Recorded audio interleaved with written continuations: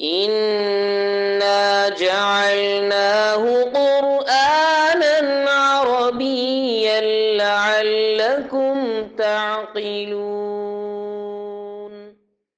بسم اللہ الرحمن الرحیم۔ السلام علیکم ورحمۃ اللہ وبرکاتہ۔ میں محمد اسامہ سرسری۔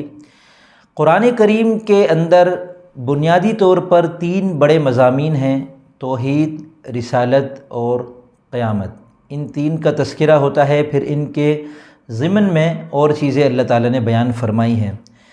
یہاں میں آپ کے سامنے ڈاکٹر اسرار احمد مرحوم، اللہ تعالیٰ ان کو کروڑ کروڑ جنت نصیب کرے، ان کی بیان القرآن میں سے میں نے جو پڑھا ہے وہ آپ کے سامنے پیش کرنا چاہتا ہوں کہ قرآن کریم انہوں نے بتایا کہ اس کے ہم 7 حصے کر سکتے ہیں۔ ہر حصے میں پہلے کچھ مکی صورت یا مکی صورتیں ہیں، اور پھر اس کے بعد مدنی صورت یا مدنی صورتیں ہیں۔ تو یہ قرآن کریم کو سورہ فاتحہ سے لے کر سورۃ الناس تک اس کے انہوں نے کل 7 حصے بتائے ہیں، اور اس میں انہوں نے بتایا کہ ہر حصہ جو ہے وہ مکی صورتیں اور مدنی صورتوں کا جو ایک سیٹ ہے یہ پورا ایک بڑے مرکزی مضمون کی تکمیل کر رہا ہوتا ہے۔ تو آپ اگر اس کو اس نظر سے پورے قرآن کریم کو دیکھیں گے تو انشاءاللہ قرآن کریم کو سمجھنے کا اپنا ہی ایک لطف آئے گا۔ تو ابھی انشاءاللہ میں آپ کے سامنے وہ پورا نقشہ بنا کے آپ کو دکھاتا ہوں کہ کس طریقے سے انہوں نے 7 حصے بنائے ہیں۔ پہلا حصہ سورہ فاتحہ سے شروع ہوتا ہے اور آخری حصہ سورۃ الناس پر ختم ہوتا ہے۔ ان 7 حصوں میں سے ہر حصے کے شروع میں مکی صورت یا مکی صورتیں ہیں، اور دوسرے حصے میں مدنی ایک صورت یا مدنی کچھ صورتیں ہیں، اور یہ پورا جو سیٹ ہے، حصہ ہے، یہ ایک مرکزی مضمون توحید ہے، رسالت ہے، قیامت ہے، شریعت کے مسائل ہیں، اور یہودیوں کے ساتھ گفتگو ہے۔ تو یہ ایک بڑے مرکزی مضمون کی ایک تکمیل ہو رہی ہوتی ہے اس پورے حصے میں۔ تو وہ حصہ میں آپ کو بھی چارٹ کی شکل میں دکھاتا ہوں، اور اسے آپ نیچے لنک پر کلک کر کے ڈاؤن لوڈ بھی کر سکتے ہیں ہماری ایپ سے۔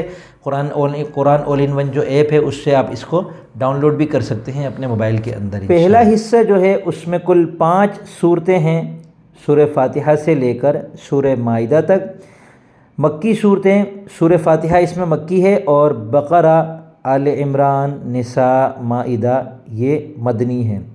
اور اس پورے حصے کا جو مرکزی مضمون ہے وہ یہ ہے کہ شریعت اس کے اندر بتائی گئی ہے پوری، اور یہود و نصارہ سے گفتگو اس میں پیش کی گئی ہے۔ دوسرا حصہ جو ہے اس میں 4 صورتیں ہیں، ان میں سے سورہ انعام اور سورہ اعراف مکی ہیں، اور سورہ انفال اور سورہ توبہ مدنی ہیں، اور یہ حصہ رسالت کے مضمون کی تکمیل کر رہا ہے۔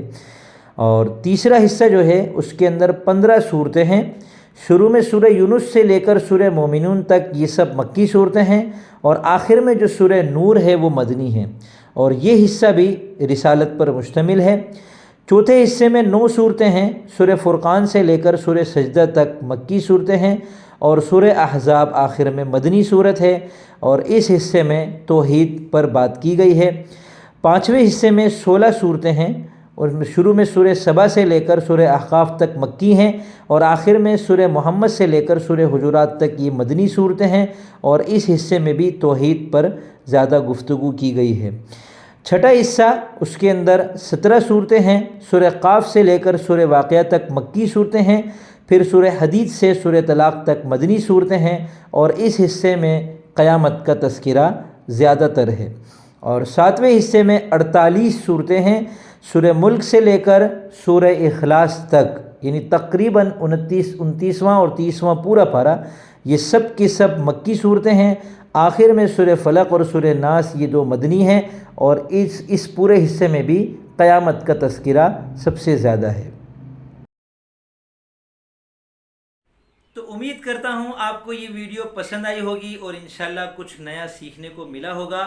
عربی زبان، نماز اور قرآن کریم کو اچھی طرح اور تسلسل کے ساتھ سیکھتے رہنے کے لیے میرے اس چینل کو سبسکرائب کر لیں۔ فی امان اللہ۔